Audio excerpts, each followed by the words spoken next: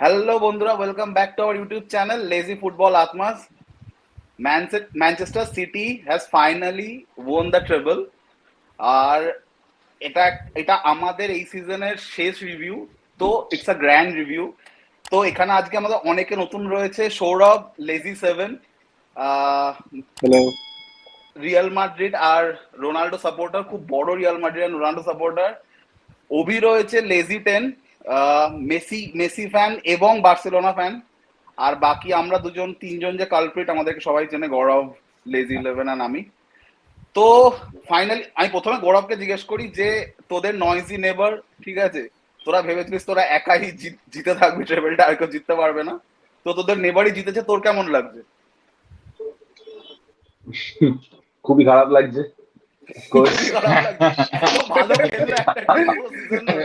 Honest feedback, দেখ এর আগেও কিন্তু মানে সবসময় যে ফুটবলে ভালো খেললেই জেতা যায় সেটা তো নয়। অনেকবারই আমরা দেখেছি ভালো খেলে একটা টিম হেরে যায়। তো আমি কালকেও আশা করেছিলাম যে সিটি পাবে না, because the treble is a very big thing, and so far like we were the only team to achieve it. Now In we UK. have noise in UK, of course. Of course, in UK. I mean, yeah, in UK. But now City has also done it. কিন্তু মানে সিটির সমস্ত সাকসেসে আমি বলবো একটা Asterix marks আছে, because of somewhere around 115 financial charges. সেটাকে আমি যদি মানে সাইডে রাখি, ঠিক আছে, তাহলে city has done A tremendously good job, right? And congrats to them, but will be back. ভেতর থেকে জ্বলছে, ওই জন্যই সব বলছে 115টা চার্জেস। দেখ, 115টা চার্জেস থাকুক বা যাই থাকুক, মাঠে যেটা হচ্ছে সেটা তো অস্বীকার করার জায়গা নেই। মানে অফকোর্স মাঠে 11 জন খেলছে, অফকোর্স, কিন্তু মানে সেই 11 জনকে অ্যাসেম্বল করতেও কিন্তু মানে সেটিকে অনেক কিছুই করতে হয়েছে, মানে of the book, of the balance অনেক কিছু করতে হয়েছে। এবার সেই অ্যালিগেশন গুলো যদি সত্যি না হয়, তাহলে আমি বলবো this team is at per with the greatest of all time teams. কিন্তু যদি অ্যালিগেশন গুলো মানে একটাও সত্যি হয়, বা ওই 115টা চার্জেস যদি সিটিকে আলটিমেটলি মানে দোষী করে দেয়, তাহলে আমি বলবো this success will be tainted. সেটা আমার মনে হয় সিটি ফ্যানদের কাছে একটা বড় ধাক্কার মতো আসবে। মানে মানে হিউজ সাকসেস পেয়েছে লাস্ট 10 বছরে সিটি, হিউজ সাকসেস পেয়েছে, সেটা কেড়ে নেওয়াটা একটা খুব কঠিন ব্যাপার। সৌরভ, রিয়াল মাদ্রিদকে হারিয়ে তো উঠেছিল লেজি সেভেন, ঠিক আছে, এবং খুব বাজেভাবে হারিয়েছিল। তো ইন্টার কতটা পাস করলো তোর মনে হচ্ছে? তোরা তো গোহারা হেরেছিলিস এবং খুব বাজেভাবে ফেল করেছিলিস। ঠিক আছে, এক বছর আগে জাস্ট 2022-এই আমরা জিতেছি, ইটস ওকে। সো ওরকম কোনো দুঃখের ব্যাপার নেই, বাট স্টিল গোহারা হেরেছি দুটো লেগ মিলিয়ে। কিন্তু কালকের খেলাটা দেখে মনে হলো যে অনেকটাই successful inter Milan in terms of football. Man city যেভাবে ডমিনেট করে আসছিল আদার টিমস গুলোকে, in EPL ball, in UCL, anywhere, FA cup, সেই ক্ষেত্রে ইন্টার মিলানকে সেভাবে ডমিনেট কিন্তু করতে পারেনি। ইন্টার মিলান অনেকগুলো চান্স পেয়েছিল, দুটো তো শিওর চান্স পেয়েছিল যেটা ওরা কনভার্ট করতে পারেনি। আমার মনে হয়েছিল কালকে একটা হলেও ছোট চান্স ছিল ইন্টার মিলান জেতার, যদি ওরা যে লাস্ট 15 মিনিট খেলাটা খেলেছে ওটা যদি একটু 60 মিনিট বা একটু আগে শুরু করতো, মানে ওদের যদি আগে ধাক্কাটা লেগে যাওয়ার পর, অনেকটা পর থেকে ওরা মানে অ্যাটাকিং শুরু করেছে, যদি আরেকটু 5-10 মিনিট আগে থেকে শুরু করতো, ওই যে লাস্ট যে 10 মিনিট 15 মিনিট খেলাটা খেলেছে, তাহলে হয়তো আর একটা মানে ইকুয়ালাইজারের একটা চান্স থাকতো। তারপর কি হতো, that's a different story. But আমার এটা কালকে মনে হয়। বাট ইন্টারের যে স্ট্রাইকার ছিল, যে ফিউচার গোট আমাদের লুকাকু, তো তোর মনে হয়েছে আরো 10 মিনিট যদি খেলতো? কি মনে হচ্ছে অভি? না, লুকাকু যদি 10 মিনিট ইনভিজিবল করে দেওয়া যেত। আসলে অত বড় চেহারাটা নিয়ে ও হচ্ছে ঠিক ফুটবলের না শাকিল ওনিল, ঠিক আছে, মানে ওই সেই বাস্কেটবলের রাইট। আমি খালি একটা স্ট্রাইকার, মানে যার রেসপন্সিবিলিটি হচ্ছে গোল করে দলকে এগিয়ে দেওয়া, সেই স্ট্রাইকারের ফার্স্ট টাচ কি করে এত খারাপ হতে পারে? এবং এরকম একটা ফার্স্ট টাচ নিয়ে দিনের পর দিন সে খেলেও যাচ্ছে এবং টপ ক্লাবে খেলছে, এমন না যে না ঠিক আছে একটা মানে লোয়ার ক্লাবে খেলছে বা অন্য মানে ইউরোপের বাইরে চলে যায়, তা না, মানে টপ ক্লাবে খেলে যাচ্ছে। এটা কি করে হয়? এটা বোধহয় কি লাক নিয়ে এসছে আমি জানি না। বলছি যে এত বড় একটা চেহারাটাকে যে ফোর্স লাগে সরাতে, একটা জায়গা থেকে আর একটা জায়গা সরাতে, এটা ঘটনা জানো তো। তিমি মাছ যখন খাওয়ার জন্য মুখটা খোলে, নেক্সট ও 2 ঘন্টার খুলতে পারে না মুখটা, মানে এত এনার্জি লাগে খোলার জন্য।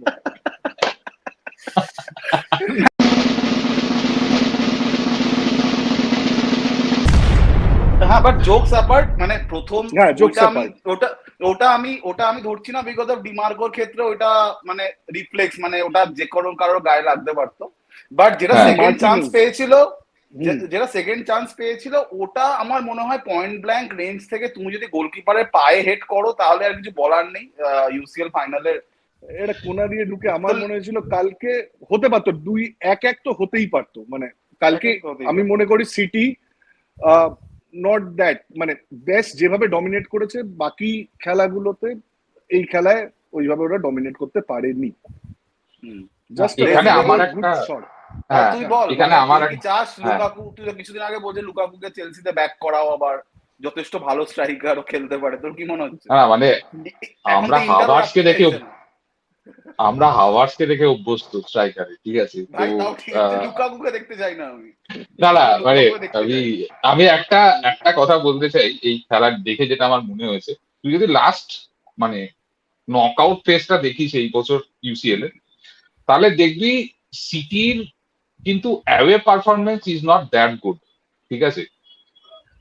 মানে প্রতিটা অ্যাওয়ে স্টার্টিং ফ্রম এক গোল, লিপজিগ, এক দেন গোল, হ্যাঁ একদম।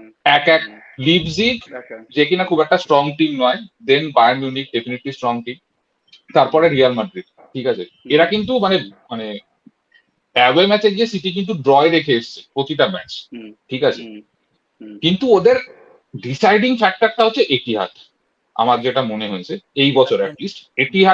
এটিহাদে 6 গোল দিয়েছিল বোধহয় লিপজিগকে, বায়ার্নকে 3 গোল, রিয়ালকে 4 গোল। তো that was a deciding factor. এবার এই যে সমস্ত টিম না যেটা করে, মানে যেমন কাইন্ড অফ লিভারপুল দেখবি যে অ্যানফিল্ডের ওপর অনেকটা ভরসা করে থাকে, তো হুম। এরা যখন ফাইনাল খেলতে নামে তো তখন খেলাটা 90 মিনিটের মধ্যে শেষ করতে হবে বা 120 মিনিটের মধ্যে শেষ করতে হবে। এটা একটা মেন্টাল প্রেশার। কিন্তু হ্যাঁ কিন্তু হ্যাঁ অফকোর্স, মার্টিনেজ কিন্তু একটা মার্টিনেজ ওই পাসটা হয়তো দিতে পারতো, কিন্তু যেখানে তো এডারসন মোরিয়াস যখন মানে অনরাশিং গোলকিপার রয়েছে সেখানে কিন্তু সবাই চায় ডিঙ্ক করতে বলটা, তো ও হয়তো ডিঙ্ক করতে গেছিল। এবার লুকাকুকেও কিন্তু লুইস এই মানে ডিয়াস যখন ওকে রুবেন ডিয়াস। মানে গার্ড করে নিয়ে আসে, রুবেন ডিয়াস ওকে যখন মানে মানে তো প্রেশার দিচ্ছিল লুকাকুকে, লুকাকুর কিন্তু ওটা নয় যে ওকে বলটা দিলেই ও গোল দিয়ে দিত। আমরা এটা মানে বলতে পারি না যে লুকাকুকে বল দিলে ও গোল দিত, কারণ লুকাকু যে চান্স মিস করছে সেইটার পরে আমাদের আর ওর উপর ভরসা রাখাই উচিত নয়। ইন্টারের ফরমেশনটা এতটাই মানে কি বলবো আল্ট্রা ডিফেন্সিভ ছিল, মানে সেখানে কারোর পেসই পাচ্ছিল না। মানে তুই ডি ব্রুইন বা ওদিকে গ্রেলিশ বা বার্নার্ডো সিলভা, এরা যে মানে যে পেনিট্রেট করে ঢোকে সেই স্পেসটাই পাচ্ছিল না কালকে শুরু ফার্স্টের দিকটাতে। তো এটা আমি বলবো ইন্টার মিলান কালকে আমার ভালো লেগেছে ওদের খেলা। মানে ইন্টার মিলান যদি ফিনিশিংটা একটু ঠিক হতো, ঠিক আছে, কুড হ্যাভ বিন মানে অন্যরকম একটা রেজাল্ট হতেই পারত আমার তো। তবে আর ওদের দেখ হ্যাঁ মিসিং মনে হলো যেটা হচ্ছে কাইল ওয়াকারকে শুরু থেকে খেলানো হলো না। তো কাইল একদম, ওয়াকার আমি আর বলতে ডিব্রুইন, যাচ্ছিলাম। পরে দেখলাম যে ডিব্রুইন ইনজিওর্ড হয়ে মানে বেরিয়ে গেল, সেটা একটা ওয়ান অফ সিনারিও। কিন্তু ওয়াকার আর ডিব্রুইনের মধ্যে যে আন্ডারস্ট্যান্ডিংটা আমরা গোটা সিজনে দেখেছি সেটা কিন্তু কালকে দেখা যায়নি, এবং এটা বোঝা গেছে যে সিটি কিন্তু অনেকটাই এই দুজনের একটা কম্বিনেশনের উপর কিন্তু ডিপেন্ড করে অ্যাটাকগুলোর জন্য। তো যখনই এই কম্বিনেশনটা কালকে ওয়ার্কআউট করলো না, সিটির প্ল্যান বি কিন্তু অতটা ইফেক্টিভ কিন্তু ছিল না আমার মনে হয়েছে এটা। ওয়াকার মানে জেনারেলি কখন মানে ওয়াকার খেলানোটা মাস্ট হয় যখন তোর অপোজিট সাইডে মানে খুব ভালো লেফট উইঙ্গার আছে উইথ স্পিড, যেমন ভিনিসিয়াস, তখন ওকে নালিফাই করতে গেলে Walker will be the first choice. কিন্তু মানে ইন্টারের সেরকম কোনো প্লেয়ার নেই, ঠিক আছে? তো মানে ও হয়তো ভেবেছিল যে as a centre back Akanji better, তাই ওকে খেলিয়েছিল। হ্যাঁ এটা আমার ধারণা, কিন্তু মানে স্টিল আকাঞ্জি। কিন্তু আমি লেজি টেনের সাথে একমত। মানে অ্যাকচুয়ালি কালকে ওই দিক থেকে কিন্তু ডিমার্কো সব থেকে বেশি ক্রসেস তুলে, যে ডিমার্কো সব থেকে বেশি ভয়ঙ্কর লাগছিল বিকজ অফ ওয়াকার ছিল না ওইদিকে। ওয়াকার ছিল মানে না, যেহেতু আকাঞ্জিকে সহজে বিট করছিল স্পিডে। হ্যাঁ, আরেকটা যে ওয়াকারের দুরকম ক্যাপাবিলিটি রয়েছে, ওর মধ্যে ডিফেন্সিভ ক্যাপাবিলিটিও রয়েছে, ওর মধ্যে অফেন্সিভ ক্যাপাবিলিটিও রয়েছে। ওর সাথে ডি ব্রুইনের যে কম্বিনেশনটা খেলে ওরা, সেই খেলাটা সিটি গোটা সিজনে খেলে গেছে, সেটা কিন্তু কালকে দেখা যায়নি। সেটা আমি জানি না কেন এতটা ট্যাকটিক্যাল চেঞ্জেস মানে ফাইনালের দিনকে। সেটা নিয়ে মানে আগের ভিডিওতে ওই যে ছেলেটা এসেছিল বাংলাদেশ থেকে সংসপ্তা, ও একই কথা বলছিল যে আমরা যেটা ভয় পাচ্ছি সেটা হচ্ছে গুয়ার্ডিওয়ালা ট্যাকটিক্স থেকে মানে এতটা চেঞ্জ করেও মানে এমন এমন সময় এমন এমন ভাইটাল সময় যেটা হয়তো বুমেরাং হয়ে যেতে পারে। তো সেটা হ্যাঁ কালকে একটা দেখতে পেয়েছি। আর গোলটা নিয়ে কি বলার আছে, রড্রির গোলটা নিয়ে তোরা যদি কেউ বলিস? অসাধারণ আমার মনে হয় খুবই প্লেটে সাজানো Full. গোল, অসাধারণ, শুধু কিন্তু place করার শটটা দরকার ছিল। খুব সুন্দর, শটটা খুব সুন্দর শট। কুল হেড আমি মানে যদি কুল একটা হেডেড কথা বলি, আমি যদি বলি শটটা খুব সুন্দর একটা শট, ঠিক গোলের কোনায় যেখানে গোলকিপারের মানে ইটস হার্ড টু রিচ, এবং Correct. বেশি হাইটেও নয় যে গোলকিপার জাম্প করে গিয়ে ফ্লাই করে গিয়ে হাতে লাগিয়ে দেবে। It's above the just above the ground, যেখানে হ্যাঁ। যখনই কোনো ফুটবল খেলা হয় মানে সেম পেসে একটা উপরের বল থেকে একটা নিচের বল যেটা একদম গ্রাউন্ড ঘেঁষে যাচ্ছে সেটা আটকানো সবসময় মুশকিল, কারণ গোলকিপার প্রজেক্টাইল হয় এরকম। তো আমি গ্রাউন্ডে অনেক লেটে পৌঁছাই, মানে এইভাবে জাম্প করে, তো প্রজেক্টাইলটা পৌঁছাতে পৌঁছাতে বলটা ঢুকে যায়, কিন্তু সেই জন্য ঠিক বলটা অতটা উপরে নয়, মানে খুব সুন্দর, আমার ভালো লেগেছে ফিনিশটা, রড্রিগোর ফিনিশটা সত্যিই খুব ভালো। কিন্তু সেই হিসাবে আমি এটা বলবো গোলকিপার। আর একটা কথা পেপ গার্দিওলার হিসাবে আমার বলার আছে, দেখ ও ট্রেবেল জিততে জানে, মানে দেখ সামহাউ ও ট্রেবেল জিততে জানে। This is not the first time ও একটা ক্লাবকে ট্রেবেল জেতাচ্ছে। আর এটা হিস্ট্রিতে একমাত্র কোচ যে দুটো টিমকে নিয়ে ট্রেবল জিতেছে।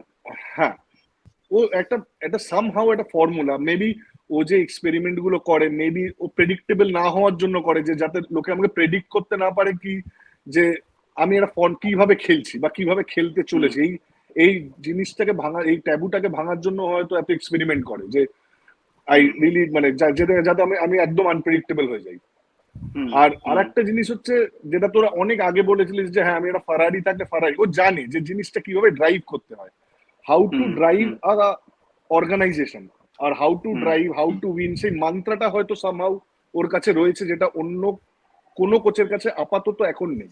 গৌরব, মানে রড্রিগে কি আমরা এখন one of the best DM বলতে পারি, মানে যারা এই মুহূর্তে খেলছে?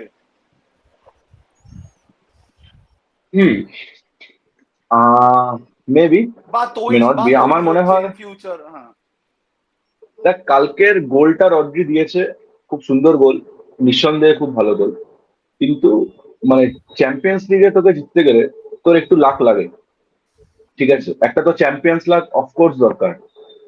তুই যদি এফএ কাপের ম্যাচটা দেখিস, মানে আমাদের এগেনস্ট এফএ কাপের ম্যাচটা আর কালকে মানে ইন্টার এগেনস্ট এফএ কাপের ম্যাচটা, এই মানে ইউসিএল ফাইনালের ম্যাচ, এই দুটোতেই কিন্তু সিটি অ্যাকচুয়ালি আমরা সিটিকে যেভাবে এক্সপেক্ট করি ডোমিনেট করতে, ওটা কিন্তু করতে পারেনি।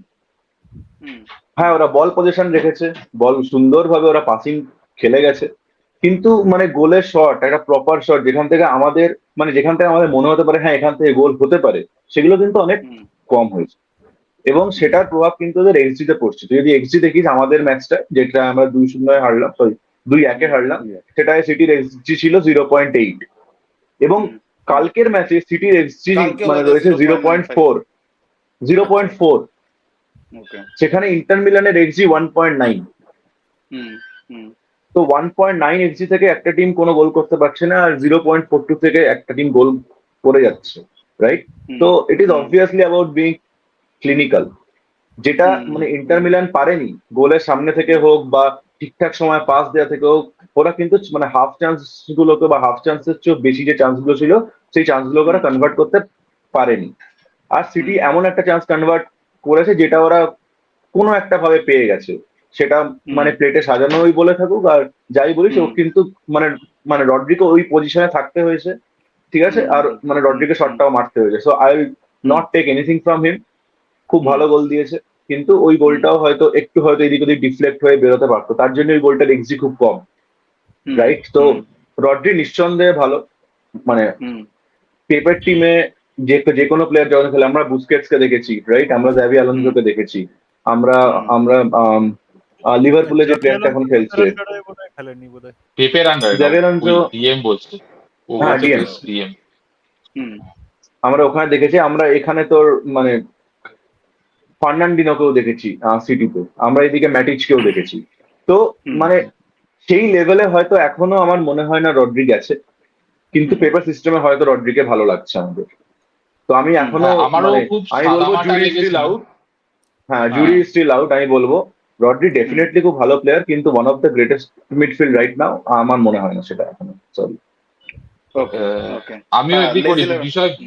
হ্যাঁ, আমারও কারণটা মনে হয় যে মানে যখন স্পেনের হয়ে খেলে তখন কিন্তু রড্রিকে মানে জাস্ট মানে ও হয়তো চান্সও ঠিকঠাক পায় না, বুস্কেট আছে এখনো তাই।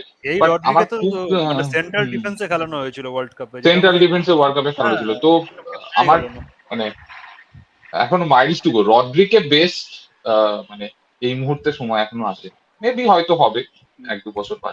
আর পেপে সিস্টেমে মানে সেই ঠিকই বলেছে, পেপে সিস্টেমে সবাই ইয়ে আমরা ভালো লাগে। কোভাচিচকেও দেখবো অসাধারণ খেলছে মানে হ্যাঁ, ডেফিনেটলি। তো তো নিঃসন্দেহে যে সিজনটা ছিল সেটা বাই ফার ফেচ বাকিদের থেকে অনেক বেটার ছিল সিটির ক্ষেত্রে, এটা আমাদের অস্বীকার করার কোনো জায়গা নেই। মানে আমরা প্রত্যেকে যে ক্লাবের সাপোর্টার আমরা প্রত্যেকেই বলতে পারি এই কথাটা, এবং সেটা কনসিস্টেন্টলি মানে ধরে রেখেছে সিটি লাস্ট 4-5 বছর ধরে আমার মনে হয়। ঠিক আছে, তো আমার মনে হয় খুবই ডিজার্ভিং উইন এটা সিটির জন্য, এবং আমরা আশা করি প্রত্যেকে যে নেক্সট সিজনে, এবং আমার মনে হয় না যে এত সহজে সিটিকে ধরাটা পসিবল হবে যদি না আমরা ওই কনসিস্টেন্ট মানে পারফরমেন্স এবং তার সাথে সাথে যে ইনভেস্টমেন্ট বুদ্ধি করে যে কোন পজিশনে আমার কোন প্লেয়ার লাগবে, যেটা এক্স্যাক্টলি সিটি করেছে, যে ওদের আগের সিজনে 8টা থেকে 10টা চান্স ক্রিয়েট হতো কিন্তু গোল কনভার্ট হতো না। ওরা এক্স্যাক্টলি একটা গোল স্কোরার নিয়ে এসছে এই বছর, যার পর থেকে এতটা সাকসেসফুল। আর্লিং হালান্ড কি মানে অনেকটা আমি এর সাথে একটুখানি লেভানডস্কির মিল পাচ্ছি। তার কিছু কারণ আছে কি, লেভানডস্কিকে এখনো অব্দি যদি পুরো লেভানডস্কির কেরিয়ারটা দেখা হয়, আমার এখনো মনে হয় কি ওই 2013-এ ডটমুন্ড ভার্সেস রিয়াল মাদ্রিদ ওই ম্যাচটা ছাড়া আমার মনে হয় না কোনো বড় ম্যাচে লেভানডস্কি এখনো অব্দি কোনো অ্যাজ সাচ মনে রাখার মতো কোনো ইম্প্যাক্ট রেখেছে। আমার তো মনে পড়ছে না কোনো ম্যাচ। এবং সিঙ্গেল হ্যান্ডেডলি জিতিয়েছে এটা বলছি, সিঙ্গেল হ্যান্ডেডলি জেতায়নি। সিঙ্গেল হ্যান্ডেডলি বা বলতে পারি যে একটা বড় ইম্প্যাক্ট রাখা, মানে সিঙ্গেল হ্যান্ডেডলি মানে নট মানে আমি এটা বলছি না কি মানে সবগুলো একা করছে বা মানে 3টে কি 4টে গোল করছে এরকম নয়, মানে একটা ইম্প্যাক্ট রাখা যাকে বলে কি না ওই ম্যাচটাতে ওকে চোখে পড়া। মানে আমরা অনেক এরকম ম্যাচ দেখেছি যেখানে রোনাল্ডো হয়তো গোল করেনি, রোনাল্ডো সেখানে এমবিপি পেয়েছে, মেসি গোল করেনি কিন্তু বেস্ট প্লেয়ার হয়েছে। এই যে ইম্প্যাক্টটা কোনো একটা ভাবে আর্লিং হাল্যান্ডকে আমি দেখতে পাচ্ছি যে যখনই সেমিফাইনাল বা কোনো একটা যে মানে যে পজিশনে দলের সব থেকে বেশি প্রয়োজন হবে ওকে, সেরকম একটা জায়গা কিন্তু আর্লিং হাল্যান্ডকে আমি বেশ কিছুটা নিষ্প্রভ দেখছি আর কি। মানে এটা মানে ডটমুন্ডে থাকাকালীন তার একটা এটা আমি লেজি টেনের সাথে একমত। কালকে কিন্তু বলতে গেলে একটাই চান্স হালান্ডকে একবারই দেখা গেছে ঠিকঠাক ভাবে, আমি এটা লেজি টেনের কাছে ঠিক একবার, তাও ও কনভার্ট করতে পারেনি, হাফ হার্টেড মানে, কিন্তু ওই একবার ছাড়া কিন্তু মনে হয়নি যে হালান্ড এই দিল। মানে যেমন আমরা বার্সেলোনা বা রিয়াল মাদ্রিদ খেলা দেখতে যখনই মেসির পায়ে বল যেত মনে একটা প্যালপিটেশন শুরু হয়ে যেত যে কিছু একটা হবে, বা জাভির কাছে বল গেলে কিছু একটা মানে এই প্যালপিটেশনটা যেটা হতো যে এক্ষুনি না কোথা থেকে একটা শট মেরে কিছু একটা হয়ে যাবে, যেটা মানে এমবাপ্পের পায়ে বল গেলেই কিন্তু আমাদের হয় সেটা। হ্যাঁ, হালান্ডের পায়ে বল গেলে কিন্তু সেরকম কালকে কিছু মনে হয়নি যে এর কাছে বল গেলে আর কিছু একটা মিরাকেল টাইপের কিছু একটা হয়ে যাবে, সেরকম নজরে পড়ার মতো একবারই। রিয়াল মাদ্রিদ ম্যাচটা তো কিন্তু সেম, হালান্ডকে কিন্তু সেভাবে কিন্তু দেখা যায়নি ম্যাচে, মানে বোথ হোম এন্ড অ্যাওয়ে দুটোতেই। একটা তো পুরো একা হাতে বার্নার্ডো সিলভাই জেতালো বলা চলে, আরেকটা ডি ব্রুইন অসাধারণ খেললো, কিন্তু হালান্ডকে দুটো ম্যাচেই দেখা যায়নি। আর এফএ কাপ ফাইনালও একই ব্যাপার, সেখানেও কিন্তু হালান্ডকে দেখা গেল না সেভাবে। মানে ও মানে আর্লিং হালান্ড অনেক গোল করছে সবই ঠিক আছে, কিন্তু কেন জানি না আমার ওকে খুব একটা লিথাল মনে হয় না এখনো অব্দি। হয়তো মানে ফিউচারে গিয়ে হয়তো হতে পারে, ওই প্যালপিটেশনটা কোনো হয় না যে ঠিক আছে ও পায়ে বল পেলো মানে গোল হয়ে গেল, ওটা হ্যাঁ রাইট। আর কালকে ওর হাইট অনুযায়ী অনেক এরিয়াল বল কিন্তু সিলভা বাড়িয়েছিল, বার্নার্ডো সিলভা এরিয়াল বল হিসেবে অনেক অ্যাডভান্টেজ পাওয়া উচিত বিকজ অফ হিজ হাইট। আর ওর জাম্পটাও খারাপ নয়, ও বেশ ভালো জাম্প করে। হ্যাঁ, কিন্তু সেরকম ভাবে লিথাল কোনো বার্নার্ডো সিলভার কোনো ক্রসই ও যে সেই জায়গাটায় পৌঁছাতে পেরেছে আমার লাগেনি যে ও জায়গাগুলো ঠিকঠাক নিচ্ছে। একবারই আমার ডেঞ্জারাস লেগেছে হাল্যান্ডকে। আমি এখন একটা ওয়ার্ল্ডের সবচেয়ে দামি প্লেয়ারের নাম নিয়ে কথা বলছি, এটা হাল্যান্ড এখন আপাতত নাও এই ট্রান্সফার মার্কেটে সবচেয়ে দামি কিন্তু হাল্যান্ড। সে একটা অন্য প্লেয়ারের উপর ডিপেন্ডেন্ট, তাহলে সে কি ইজ হি রিয়েলি ডিজার্ভিং? একদমই একদমই মানে দেখ আর্লিং হ্যালান্ড কিন্তু লিঙ্কিং স্ট্রাইকার নয়, মানে যেমন না। হ্যারি কেনকে তুই বলতে পারিস ইজ আ লিঙ্কিং স্ট্রাইকার বা হ্যাঁ। বেনজিমা, মানে হ্যাঁ, বেনজিমা খেললে তুই বেনজিমা। অটোমেটিক্যালি অনেকটা নিচে নেমে খেলে।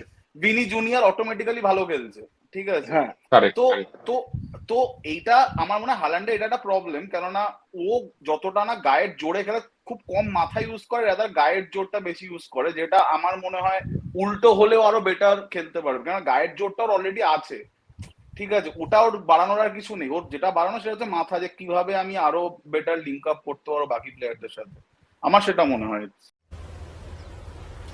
Wait a minute. Who are you? Stats number হ্যাঁ, নাম্বার নাম্বার অসাধারণ। নাম্বার কিন্তু দিচ্ছে। দেখ, তো ঠিক আছে। 53 ম্যাচে 52 গোলস, রাইট? এখন হালান্ডের 53 ম্যাচে 52 গোলস। লাস্ট 7টা ম্যাচে হালান্ডের গোল 1। এক্স্যাক্টলি, ওটাই ঠিক আছে। বলতে চাইলাম আমি। তো আমার এটা মনে হয় যখন না বড় ম্যাচের ক্ষেত্রে আমি বলবো না, আমি বলবো যে পেপ গার্দিওলা যে মিড সিজনে যে মানে চেঞ্জটা করেছে ফরমেশনের 4-3-3 থেকে 3-2-4-1, সেখানে হয়তো হালান্ড এখনো পর্যন্ত নিজেকে ঠিকভাবে সামলাতে পারছে না, বা ওখানে হয়তো মানে হালান্ড অতটা মানে কার্যকর হচ্ছে না। যখন থেকে মানে পেপ একটু ফরমেশনের চেঞ্জ এনেছে, তখন থেকে কিন্তু হালান্ডের কাছ থেকে আমরা গোল কিন্তু অনেক কম পাচ্ছি। কারণ মানে হালান্ড কিন্তু অনেক ভালো খেলছিল, অনেক বেশি বেশি গোল দিচ্ছিল, কিন্তু ওর ফর্মটাও হঠাৎ করে মানে ইয়ে হয়ে যায়, একটু ডাউন হয়।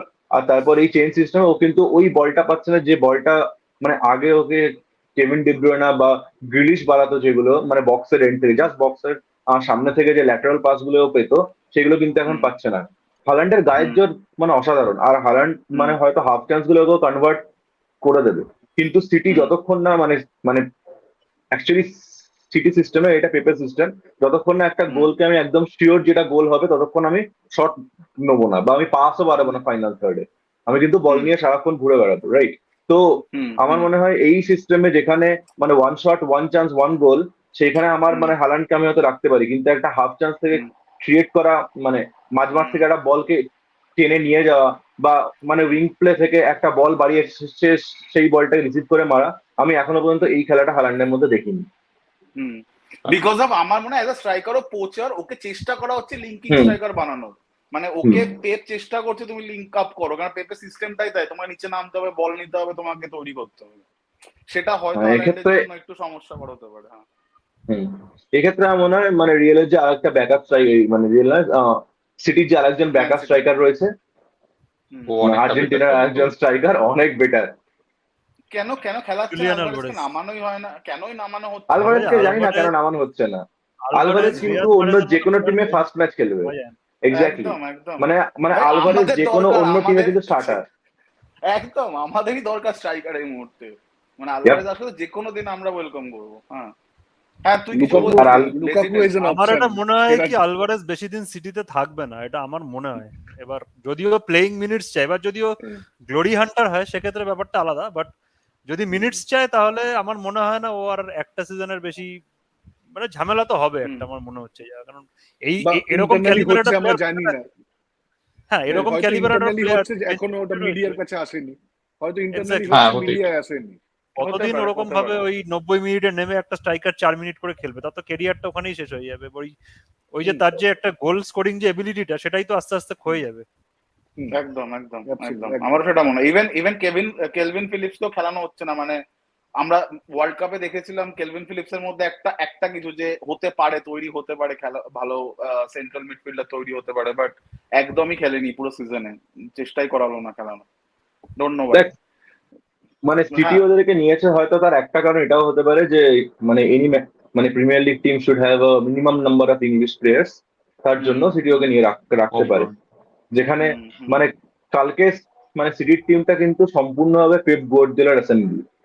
যদি প্রত্যেকটা মানে প্লেয়ারকে দেখিস, each and every player was meticulously bought by Pep Guardiola. হ্যাঁ মানে কেভিন ডি ব্রুয়নে আগে থেকে এসছে ফাইন, কিন্তু তাছাড়া কিন্তু সমস্ত প্লেয়ার গুলোই ওর বাইরে থেকে কিন্তু আনানো।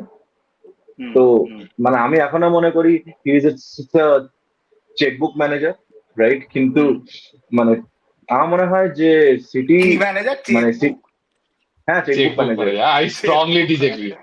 I agree. আমার মনে হয় এটা এখনো পর্যন্ত অনেক বেশি করেছে। হ্যাঁ অফকোর্স, কিন্তু লাস্ট 2017 থেকে দেখিস আমার লজিকটা হচ্ছে, দেখ যদি আমি অ্যাকচুয়ালি গতকাল মানে লেজি ইলেভেশন এই ঘটনাটা নিয়ে বলছিলাম যে তোর যদি একটা বাড়ি রিনোভেট করতে হয়, তুই এটা বলতে পারিস না আমি আজকে মানে বেডরুমটা রিনোভেট করলাম আর 2 বছর পরে গিয়ে আমি রান্নাঘর রিনোভেট করব, আবার 1 বছর পরে গিয়ে আমি আমার বসার ঘর রিনোভেট করবো। কারণ যে মুহূর্তে তুই বসার ঘরে ঢুকতে যাচ্ছিস সেই মুহূর্তে তোর অন্য মানে ঘরগুলো কিন্তু আবার সেই 2 বছর 3 বছরে পুরনো হয়ে গেছে, দে এগেন নিড রিনোভেশন। তো একটা টিমকে যখন তোকে রিনোভেট করতে হয়, যেটা মানে সিটি এটা 2014, 15, 16, 17 করেছিল, হুম। সব জায়গায় কিন্তু ওরা ভালো ভালো প্লেয়ারকে এনেছে। আর এমনি নয় যে একটা প্লেয়ার আজকে এসছে আবার এই প্লেয়ারটা আসবে 2টো উইন্ডো পরে, ওরা কিন্তু খুব কাছাকাছি সময় অনেকজন প্লেয়ারকে কিনে নিয়েছে। টিমের যে একটা জ্বর রয়েছে, টিমের যে একটা মানে বেস রয়েছে, সেই বেসটাকে কিন্তু ওরা নিয়েছে। তারপরে ওরা কিন্তু খুঁজছিল missing pieces of the puzzle, সেটা কিন্তু ওরা মানে লিরয় সানেকে নিয়ে এসছে, আর তারপরে মানে এর্লিং হ্যালান্ডকে নিয়ে এসছে, বার্নার্ডো সিলভাকে নিয়ে এসছে সেইভাবে। কিন্তু ওদের কিন্তু যে বেসটা, সেই বেসটাকে কিন্তু ওরা আগেই নিয়ে নিয়েছিল। আর খুব কম সময় ওরা কিন্তু এই বেসটাকে অ্যাকোয়ার করেছে, যেটা চেলসি লাস্ট সিজনে করতে গেছিল। চেলসি কিন্তু প্রত্যেকটা পজিশনের জন্য একটা একটা করে প্লেয়ার কিন্তু নিয়েছে। সেটি মানে চেলসি কিন্তু এটার জন্য ওয়েট করেনি যে ওকে মেবি 2টো উইন্ডো, তিনটে 3টে player উইন্ডো, 4টে নিচ্ছি, ট্রান্সফার উইন্ডোটা বানাবো। হ্যাঁ, এক্স্যাক্টলি, ওটা কিন্তু বানাচ্ছি, চেলসি করেনি। The only thing Chelsea right now needs is a good manager. Chelsea কিন্তু টিম বিশাল স্ট্রং। তো আমার মনে হয় এই জিনিসটা কিন্তু পেপ গার্দিওলা অন্য কোনো টিমে গিয়ে পাবে না, বা একটু যদি কমা টিম হয় যে টিম ওকে ফাইন্যান্সিয়ালি সেইভাবে সাপোর্ট করতে পারবে না, সেখানে আমার মনে হয় না পেপ গার্দিওলা অতটা সাকসেসফুল হবে। নিঃসন্দেহে খুব ভালো ম্যানেজার, ওর ট্যাকটিক্স নিয়ে আমার কোনো মানে প্রবলেম নেই। মানে ট্যাকটিশিয়ান ও হয়তো মানে ওয়ান অফ দ্য গ্রেটেস্ট বা হয়তো গ্রেটেস্ট অফ অল টাইম। কিন্তু মানে ওর ট্যাকটিক্সে খেলানোর জন্য যে টিমটা লাগবে বা যে প্লেয়ার গুলোকে লাগবে, সেই প্লেয়ার গুলোকে কিন্তু ওকে নেয়ার জন্য মানে দরকার টাকা। তো সেই জন্য আমার মনে হয় যেখানে টাকা নেই, যে লিগে টাকা নেই, বা যে টিমের কাছে একটু হলেও মানি কনস্ট্যান্ট রয়েছে বা বাজেট কনস্ট্যান্ট রয়েছে, সেখানে কিন্তু পেপ গার্দিওলা যায় না। হুম হুম। যেমন বায়ার্ন মিউনিখের এইটা সাকসেসটা পেলো ডোমেস্টিক সাকসেসে আটকে ছিল, ওটা ইউসিএল সাকসেসে সেটা কনভার্ট হয়নি। আর পেপ বেশিদিন ওখানে ছিল না, কারণ বায়ার্ন মিউনিখের ম্যানেজমেন্ট চট করে ওরকম মানে অতগুলো না, প্লেয়ার একসাথে কেনা, আর কতগুলো বেসিক্যালি প্লেয়ার একসাথে নেয় না। আর বায়ার্ন মিউনিখ জার্মান মানে সিস্টেমের টাকাও বাইরে খরচা ওরা করতে চায় না। চায় না। হ্যাঁ, আর বায়ার্ন মিউনিখ হ্যাঁ। কিন্তু অতটা টাকাও কিন্তু খরচা করতে চায় না। না না না খরচা করতে চায় না অ্যাকচুয়ালি, ওরা নেয় একটুখানি প্লেয়ার যে লাস্টের দিকে চলে ওরা আসছে এরকম। ম্যাক্সিমাম খোঁজে হচ্ছে বুন্দেসলিগাতে অন্য টিম থেকে যদি কারোর কন্ট্রাক্টের লাস্ট ইয়ার বা ফ্রি এজেন্ট হয়ে যায়, তাদেরকে ওরা মানে আর ডরটমুন্ড হ্যাঁ, থেকে ভালো ডরটমুন্ডকে তো খেলছে। দায়িত্ব নিয়ে খালি করে দিয়েছে। হ্যাঁ, আর ডরটমুন্ড থেকে হ্যাঁ। ভালো খেলছে, ওরা প্রতি সিজনে এটাই দেখে ডরটমুন্ড থেকে ভালো খেলছে। না, এখন যেটা হয়েছে কি, আর্সেনাল একটা টাইমে ওয়েঙ্গার উপর এই ভরসাতে রাখতো যে ফ্রেঞ্চ লিগ বা অন্যান্য লিগ থেকে খুব মানে 2-3 মিলিয়ন, ম্যাক্সিমাম 10 মিলিয়ন, 15 মিলিয়ন একটা প্লেয়ার কিনে আনবে। তো তারা তাদেরকে খেলিয়ে আর্সেন ওয়েঙ্গার একটা ভালো মানে ইয়ে দেবে। সেখান থেকে সিটি তখন উঠছিল, সিটি প্রচুর প্লেয়ার কিনেছে, আডেবায়োর, কোলো টুরে, সবাইকে সিটি, চাগনা, ক্লিসি, এদের সবাইকে কিনেছে, নাসরি। এবং ওদের ব্যাপারটাই ছিল যে আমরা মানে আর্সেনালের বিজনেস মডেলটা খুব ইন্টারেস্টিং। ওরা হচ্ছে ফার্স্ট ক্লাব যারা ওই নিজের স্টেডিয়ামটা বানাতে বানাতে একবারের জন্য ইয়ে হয়, মানে ইউসিএল এর বাইরে যায়। That was one of the greatest achievement I would say. কি মানে এখন যেরকম মানে প্রচুর মানে ওনার এসে টাকা ঢালে, তখন ব্যাপারটা ওরকম ছিল না। মানে আর্সেনালের ক্ষেত্রে তো একদমই ছিল না। তো ওরা হাইলি ডিপেন্ড করতো যতটা টাকা ওরা ইনকাম করছে তার থেকেই খরচা করা এফএফপির মধ্যে থেকে। তো আমার তো এটা মানে ওয়েঙ্গারের একটা বড় কৃতিত্ব, মানে না মানে তুই যারা চ্যাম্পিয়ন্স মানে আগে 2006-07 নাগাদ আমি যারা খেলা দেখেছি, মরণে চামাককে ছিল আর্সেনালের স্ট্রাইকার, ঠিক আছে, একটা মরক্কান একটা স্ট্রাইকার মরণ চামাক, হ্যাঁ, তাকে নিয়ে কোনো কি একটা ইউসিএল মরণ খেলেছিল। চামাক! চামাক তুই চামাক, বললি আরে মরণ আমরা আর তার সাথে চামাক। আরশাভিন, সেভেন না খেলতাম তার সাথে তখন আরশাভিন, তার সাথে আরশাভিন ছিল আরশাভিন। এবারে। আন্দ্রে আরশাভিন। সেভেন আরেকটু পরে আসবে। হ্যাঁ, দেখ, আমার একটা জিনিস যেটা আমি গৌরবের সাথে একমত নই, সেটা হচ্ছে দেখ, তোকে যদি আমি ভালো চাল এনে দিই, মানে বাজারে সব থেকে ভালো চাল, ভালো চিকেন, সব মশলা, বিরিয়ানির মশলা নিয়ে আসি, তাহলেও কি তুই শিওর যে তুই খুব ভালো বিরিয়ানি রান্না করতে পারবি? না, definitely I need to be a তো গুড কুক। হ্যাঁ, Good আমরা chef.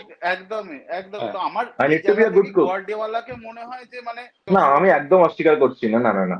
মানে পেপ গার্দিওলা মানে one of the greatest, of course one of the greatest tactician আমি বলবো। ওর ট্যাকটিক্স কিন্তু এখনো অন্য লোকজন ফলো করছে। ও যে নতুন নতুন মানে ফুটবলকে আমাদের যে নতুন নতুন মানে ফরমেশন বা নতুন জিনিসপত্র দিচ্ছে, সেগুলোর জন্য আমরা অবভিয়াসলি ওকে বলতে পারি greatest of all time. Right? কিন্তু মানে ওর ফুটবলটা খেলার জন্য যে রেসিপিটা দরকার, যে প্লেয়ার গুলো দরকার, সেইগুলো কিন্তু মানে মানে রেডিলি অ্যাভেলেবেল নয় সমস্ত ক্লাবের জন্য। আর সমস্ত ক্লাবের কাছে সেই রিসোর্সটাও নেই যে ওই মানে মানে ওই টাইপের বা মানে ওই স্টেশনের ফুটবল প্লেয়ার গুলো করে নিয়ে আসবে আর মানে মানে ওদেরকে একই টিমে একই সময় খেলাবে।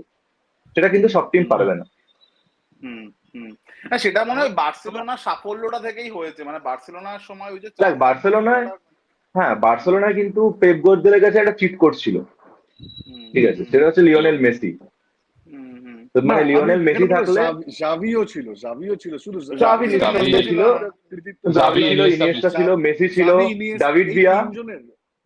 হ্যাঁ নিশ্চয়ই, কিন্তু আমি বলবো, আমি স্টিল মানবো মানে মেসি হচ্ছে মানে যে কোনো টিমের জন্য চিট কোড।